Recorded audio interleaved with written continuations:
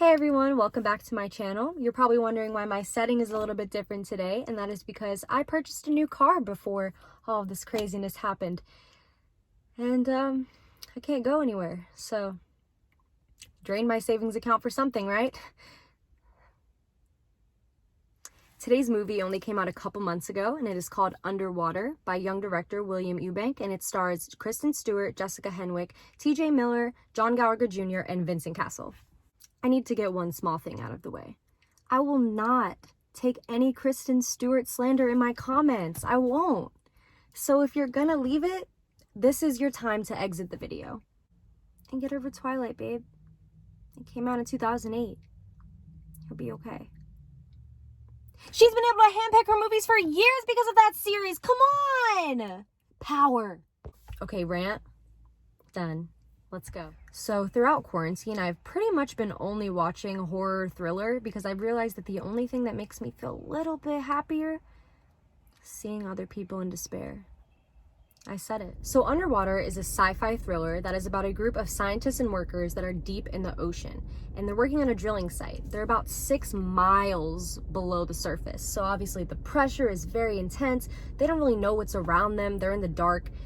And nothing had really happened until one day there's some kind of quake that makes the site literally just start collapsing onto itself.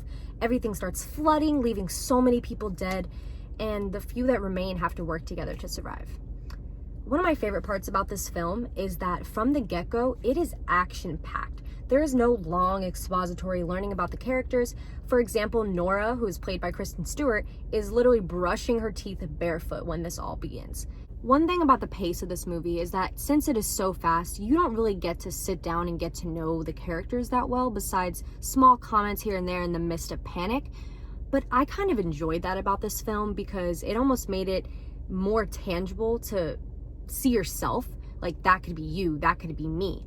And the actors just do such a great job with displaying panic without being so cheesy.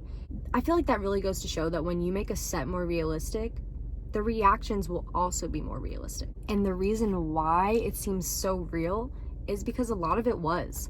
The majority of this movie was not shot with a green screen. They actually built this structure that's amazing, and their suits are over 100 pounds, 12-hour days. Like, think about that.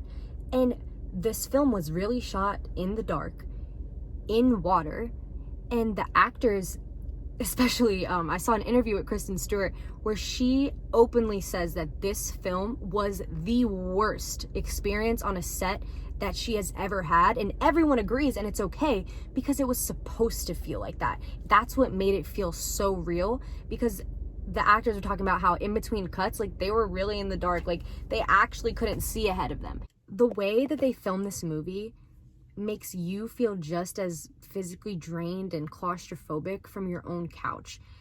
These characters are trapped. They can't see 3 feet in front of them. They're losing people left and right. They have communication problems.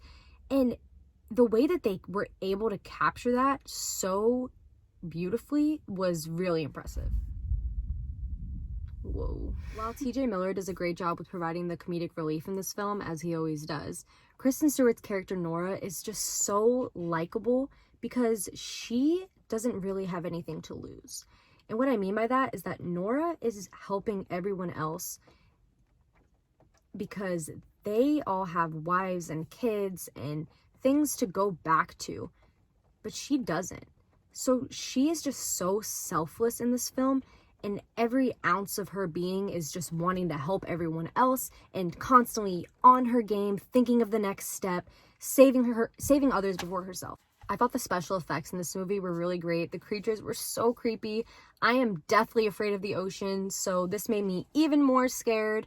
And I really like the message behind this movie too, because, you know, we have only explored like 8% of the ocean.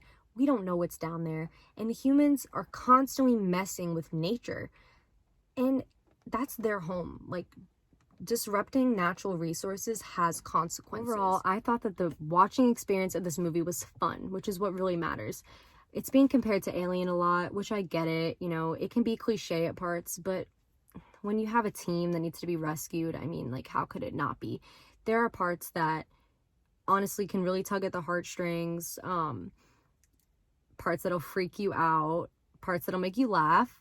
And that's really what a movie should be. The director is young. He has one other movie called The Signal. If you guys want to check that out, I'll be doing a review for that later this week. But that movie was why Kristen Stewart decided to take a chance on this director.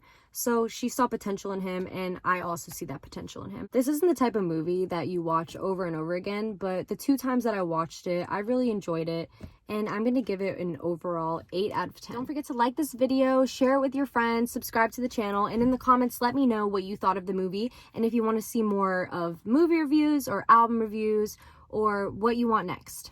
Thanks, guys. Please stay inside because I want to go back to campus in the fall. Okay, bye.